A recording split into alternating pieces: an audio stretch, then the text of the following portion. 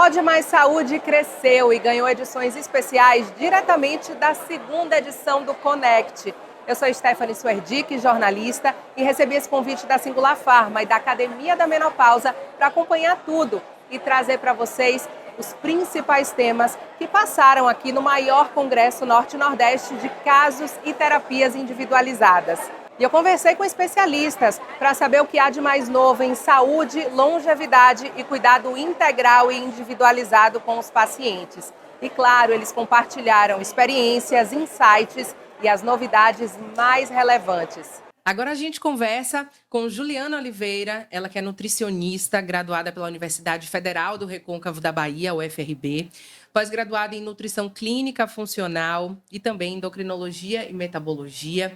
Atua com gastronomia natural e funcional e a gente vai aproveitar a passagem dela aqui no Connect para conversar e esclarecer sobre alimentação e diabetes, escolhas que mudam tudo. Seja muito bem-vinda, Juliana. Obrigada, é um prazer estar aqui no Connect mais uma vez, esse evento maravilhoso, que eu sou apaixonada, onde a gente encontra vários temas super interessantes, né, nas palestras, e é um prazer estar aqui hoje para conversar sobre esse tema que eu gosto muito, que eu vivo na prática, né, dentro da minha casa e vivo também constantemente com todos os meus pacientes, que é diabetes, que é um tema importantíssimo hoje em dia, né, porque a prevalência do diabetes, pré-diabetes, diabetes gestacional, vem crescendo bastante.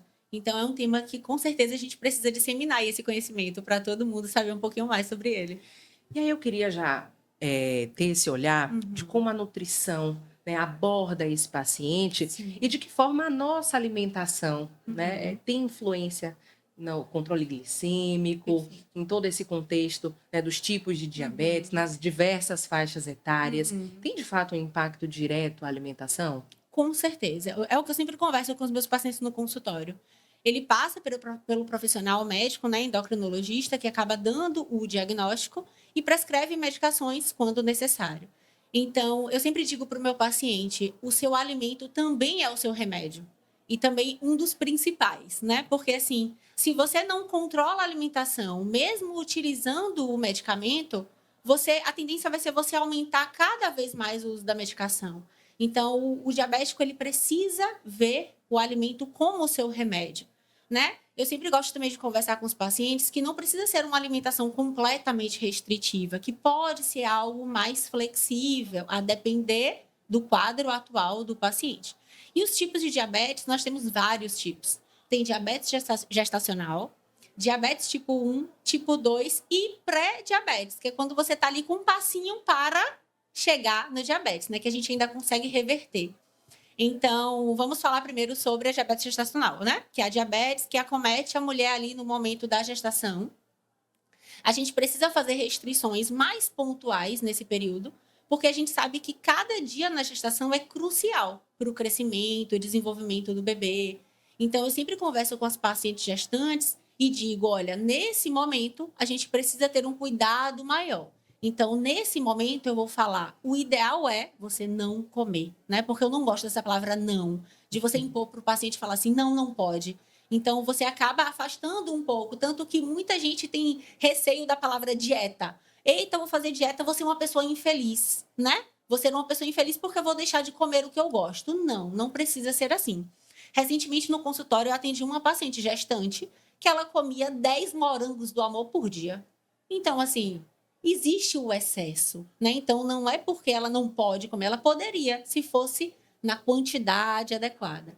Então, falando agora da pré-diabetes, que é uma condição quando a gente tem hemoglobina glicada ali entre 5,7 e 6,4.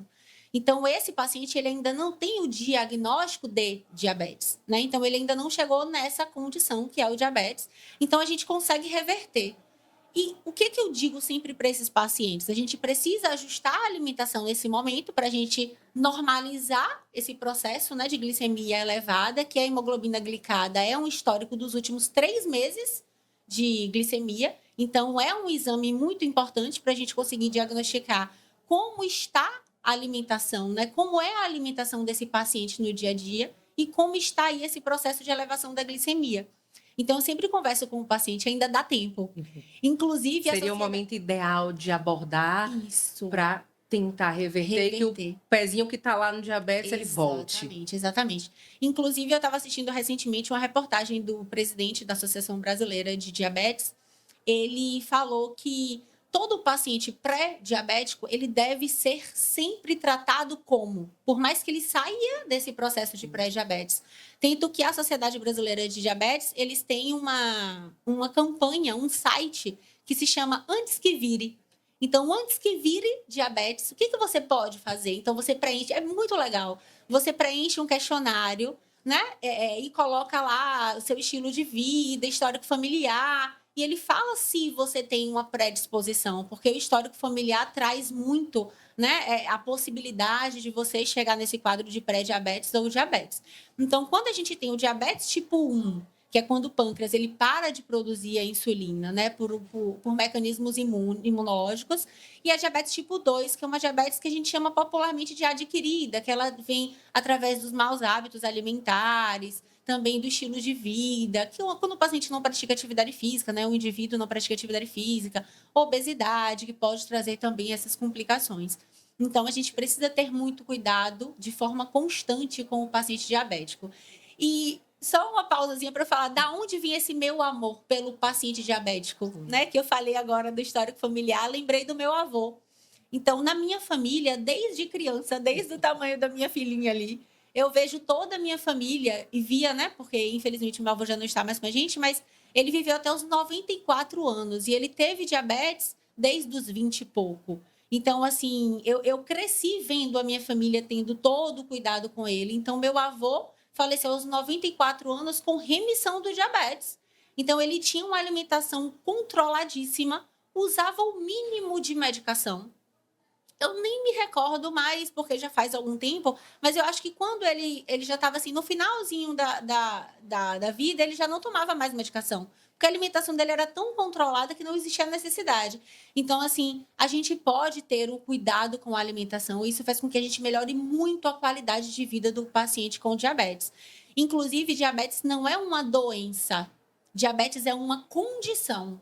Uma condição que, se você não melhora a qualidade da sua alimentação, você gera complicações e essas complicações podem desencadear doenças. Então, olha a importância da alimentação. Então, constantemente, quase que diariamente, eu recebo pacientes no consultório que acham que a medicação por si só vai fazer milagre, né? E assim, na hipertensão, na redução de peso, do diabetes. Então, qualquer complicação, dislipidemia, a alimentação, ela precisa estar em conjunto com a medicação. E que bom que hoje a maioria dos profissionais médicos já enxergam essa importância, né, da alimentação com relação ao estado de saúde do paciente e do bem-estar também no dia a dia. Ontem eu assisti uma palestra muito interessante, onde uma das palestrantes, né, falou sobre a importância da redução dos alimentos inflamatórios para a melhora da saúde neurológica. Então, falando, né, pontualmente da saúde neurológica, mas a gente consegue relacionada com a saúde como um todo. Mas, assim, esse excesso de carboidrato não é interessante para ninguém, independente de ter diabetes ou não, né? Eu queria aproveitar para te perguntar justamente sobre as estratégias nutricionais que precisam ser lançadas aí para esse paciente, especialmente nesse olhar para o diabetes, para que de fato se consiga, né, esse controle, essa adequação. Sim. E aí a gente está falando de quê? Escolhas adequadas de carboidratos, adequação de horários e distribuição de refeições. O que é que precisa ser ali ajustado ou colocado na rotina desse paciente para que de fato se alcance, né, esse equilíbrio? Perfeito. No dia a dia, eu sempre falo para os pacientes que eu não gosto daquelas restrições severas, né? A depender, claro, do caso. Então, eu sempre falo para o paciente, olha, a fruta é livre. E aí o paciente se assusta. Fruta? Eu posso comer melancia? Mas de qual forma você come a melancia? Em conjunto com o quê? Né? Em qual horário? O fracionamento é importante, como você falou. E qual a quantidade? Então, não é porque é saudável que a gente pode comer um prato cheio. Inclusive, eu tenho um tio em casa que ele tem diabetes. E aí, esses dias em casa, minha avó cozinhou inhame, banana, batata. Lá em casa sempre tem as raízes. Então, ele colocou um prato. Eu falei, tio, não é porque é saudável que você pode comer nessa quantidade. Eu fui explicar para ele o porquê. Então, assim, voltando, né, para a história da melancia, por que o paciente com diabetes pode consumir melancia? A melancia tem uma baixa carga glicêmica, mas tem um alto índice glicêmico. O açúcar, a frutose da melancia chega muito rápido na corrente sanguínea. Então, por que ele pode comer se chega rápido na corrente sanguínea? Em conjunto com uma semente, uma oleaginosa, uma castanha do Pará, um amêndoa, uma castanha de caju. Por quê? O que falta nessa melancia? Fibra, para controlar a chegada do açúcar no sangue. Então, a gente tem essas estratégias na nutrição que tornam o dia a dia do paciente mais fácil, né? E ele, por exemplo, chega em um local. Poxa, eu só tenho aqui agora a melancia. Estou falando o exemplo da melancia porque é o que os pacientes mais têm dúvidas, né? Então, assim, poxa, eu cheguei ali para tomar café da manhã na casa do meu vizinho e a única fruta que tinha era melancia. Eu não posso. Então, ele pode sim, mas de qual maneira? Então, é aí que a nutrição entra, em apresentar estratégias para o indivíduo, para ele conseguir entender melhor como fazer esses ajustes no dia a dia através da reeducação alimentar e saber fazer boas escolhas para ter esse controle do índice glicêmico. Você falou também do carboidrato. Então, a gente tem diversos tipos de carboidratos, né? Em especial, os refinados, os industrializados e os carboidratos complexos, que são os mais saudáveis. Então, o diabético, ele deve sempre escolher os carboidratos mais saudáveis. Aipim, inhame, batata doce, junto com uma proteína. É a mesma história da melancia. Então, a gente precisa ter a proteína ou precisa ter uma fonte de gordura para a gente ter uma chegada mais lenta desse carboidrato, mesmo sendo saudável, na corrente sanguínea. Então, se você olhar no meu Instagram, agora mesmo eu postei, né, o meu café da manhã. Então, assim, o carboidrato, ele tem que estar junto com o ovinho, com o frango, com a carne ou com o peixe, que são proteínas de alto valor biológico, que vão fazer com que esse carboidrato chegue na corrente sanguínea de forma mais lenta. Ou Essa seja, é uma estratégia principal. a gente não precisa vilanizar a fruta, Não. nem o carboidrato, De jeito ou nenhum. cair na coisa da restrição extrema.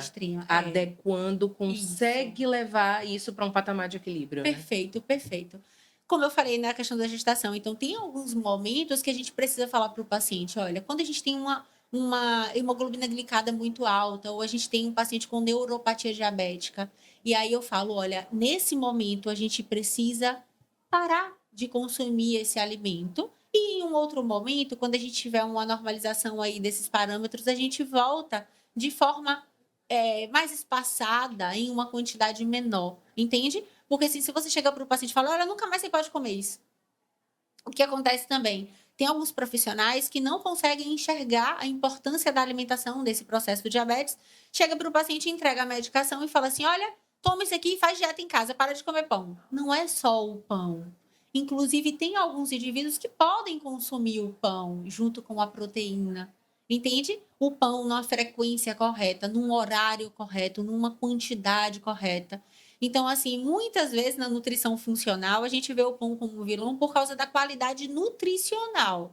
Então, ele não tem nutriente, ele não te oferece apenas calorias vazias, ele não te oferece nutriente de qualidade, entende? Então, por isso que muitas vezes a gente faz esse ajuste e depende de cada caso, né? A gente acaba, assim, numa entrevista dando orientações gerais, mas depende muito de cada caso. Por isso que o atendimento nutricional, ele é individualizado. E aí eu vou aproveitar para fechar contigo, trazendo justamente esse olhar individualizado da nutrição. E principalmente para que a gente consiga levar esse paciente a um processo aí duradouro e sustentável, como é que se faz isso, né, nessa abordagem do dia a dia, para que você consiga, né, se conscientizar, se manter naquele processo. É um desafio no consultório, né? Com certeza, mas eu vou lhe dizer, quando a gente coloca amor no que a gente faz, a gente consegue tocar o coração do outro e fazer ele entender. Então, sempre que eu tenho um paciente ali na minha frente, eu tenho a mãe de alguém que poderia ser a minha, eu tenho o pai de alguém que poderia ser o meu, o irmão. Então, assim, eu sempre olho para o outro com um olhar de amor e afeto. Então, eu tenho pacientes que chegam no consultório falando, Júlia, eu não vivo sem o meu pão. Então, existe uma relação afetiva com o alimento. Ou uma relação social. Na minha casa, por exemplo, vou dar o exemplo da casa da minha avó. Minha avó tem 93 anos e todos os dias de noite a gente se reúne na casa dela. E minha avó teve padaria a vida inteira. Então, na casa da minha avó tem os dois tipos de carboidrato. Então, existe a questão social ali do outro tipo do carboidrato não saudável dentro da minha família. Mas qual a frequência, qual a quantidade que eu faço uso? Então, é só você falar, não, não precisa deixar de você ir na casa, né, de um amigo ou de um parente porque tem aquele alimento. Então, é você entender o contexto que aquele paciente vive. Por exemplo, eu tenho pacientes que têm diabetes e trabalham embarcados em plataformas, né? No meio do nada. E eu tenho pacientes que trabalham no Japão, que passam 3 meses lá e 3 meses aqui. Então, esses indivíduos, quando eles estão lá, eles não conseguem escolher o que eles comem. Então, qual a estratégia a gente tem? A estratégia de educação alimentar, entender o contexto que ele está naquele momento e falar, olha, faz tal escolha, né, em detrimento dessa. Então, é você entender o dia a dia do outro. Tanto que o planejamento alimentar do paciente eu sempre faço junto com ele. Eu não coloco o que eu acho que é perfeito para ele, eu coloco o que realmente está dentro da realidade, dentro do contexto que ele vive. Maravilha, ou seja, é possível fazer boas escolhas, Com certeza. é possível ter um direcionamento também para não se perder nessas escolhas no dia a dia. Queria te agradecer, Juliana, por bater esse papo com a gente, separar seu tempinho de passagem no Conect e principalmente esclarecer, né, de forma tão minuciosa esse olhar para a alimentação e como essas escolhas e às vezes pequenas mudanças que se faz no dia a dia fazem toda a diferença, né? Muito obrigada. E a gente sempre mostra no consultório que dá para ser feliz, né? Independente das complicações que você tenha, só é você ter esse processo de reeducação alimentar para você aprender a fazer boas escolhas e tudo dá certo. Maravilha, Foi um obrigada. prazer, eu que agradeço. Prazer foi meu, obrigada. Eu que agradeço. É só acompanhar o canal da Singular no YouTube e também as redes sociais da Singular e do Conect, para acompanhar tudo que os especialistas conversaram comigo nesse espaço dedicado à saúde, cuidado, conhecimento humano e inovação.